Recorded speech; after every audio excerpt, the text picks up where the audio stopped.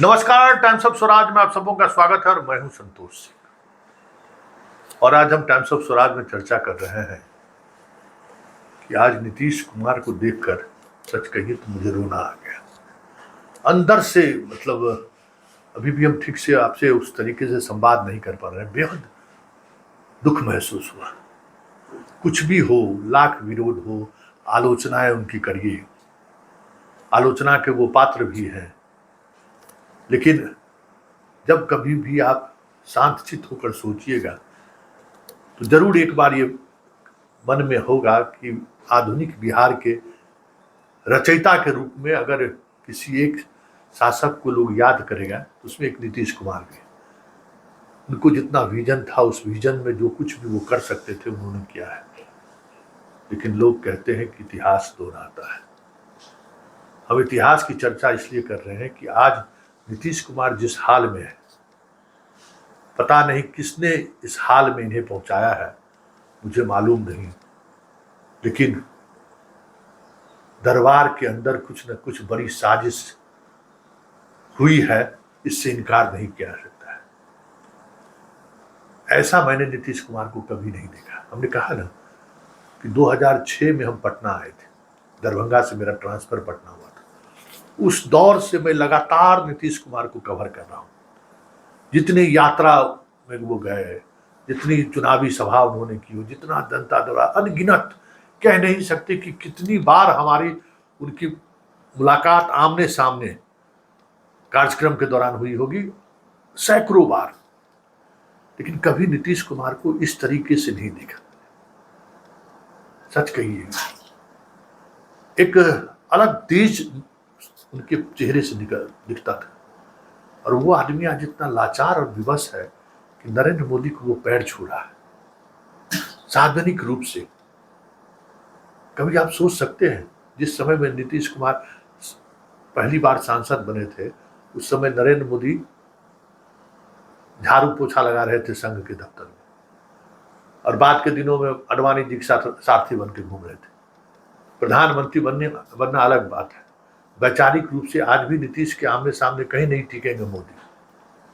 लेकिन आज ये देखकर मुझे बहुत दुख हुआ कि आखिर इस व्यक्ति का इस जगह पहुंचाने के पीछे जिम्मेवार कौन है। कुछ न कुछ तो है। देखिए, जो कुछ भी नीतीश के स्वभाव में जो बदलाव आया है वो स्वाभाविक नहीं है, साजिश है। ये बड़ी साजिश है और ये गहरी साजिश है कि बिहार के एक बड़े नेता, जिसमें बहुत सारी उम्मीदें बंधी थी, प्रधानमंत्री का सपना लोग देखने लगे थे कि पहला बिहारी कोई देश का प्रधानमंत्री हो सकता है। और इस बार भी इंडिया गठबंधन जिस तरीके से काम कर रहा था, बहुत सारी चीजें बदलती हुई दिख रही थी। और ऐसे में ये हाल नीतीश का किसी ने सपने में भी नहीं सोचा होगा। और ये स्वाभाविक चीज नहीं है। कुछ न कुछ गहरी साजिश है कि नीतीश कुमार आज इस स्थिति में पहुंच गए कि 400 के जगह पर 4000 पार कर रहे। जरा आप देख ही रहे कि किस तरीके से नीतीश कुमार मोदी का पैर छू रहे हैं। कभी सपने में भी आपने सोचा होगा कि नीतीश कुमार जैसा मुख्यमंत्री, हर प्रधानमंत्री से उन्होंने नजर से नजर मिलाकर बात किया है। उसने साबित किया है कि गवर्नेंस क्या होता है। उसने साबित किया कि डेमोक्रेसी में लोक सत्ता क्या होता है। वो व्यक्ति आज इतना लाचार हो गया है। याद आया, मैंने पहले कहा था कि इतिहास अक्सर दोहराता था। एक इतिहास में ऋषि मगध का शासक हुआ था बिंबिसार, बहुत प्रतापी शासक। उन्होंने अपने बेटा अजातशत्रु को घोषित कर दिया था युवराज, लेकिन उसको जल्दी थी गद्दी हासिल करने पर, और उसने उसकी बिंबिसार की हत्या कर दी। किसी ने सत्ता के लिए नीतीश की तो हत्या जरूर की है।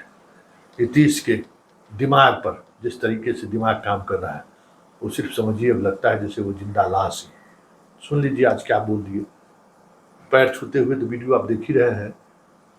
400 के बदले में 4000 बोल दिए, वो भी सुन ही लीजिए। आदरणीय प्रधानमंत्री जी जो काम करवाते हैं पूरे देश में और बिहार में, उसको याद करिए।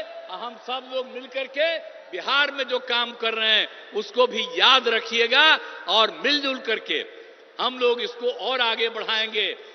और आदरणीय प्रधानमंत्री जी का 10वां साल चल रहा, फिर तो आगे रहने करेंगे, 5 साल में कोई दिक्कत नहीं। और हमको पूरी उम्मीद है कि 4,000 से ज्यादा, उससे भी ज्यादा जरूर एमपी यहां पर रहेंगे इनके पक्ष में। सुन लिए ना, कभी नीतीश कुमार से ये उम्मीद आप कर रहे थे कि ऐसा भी नीतीश कुमार हो सकता है?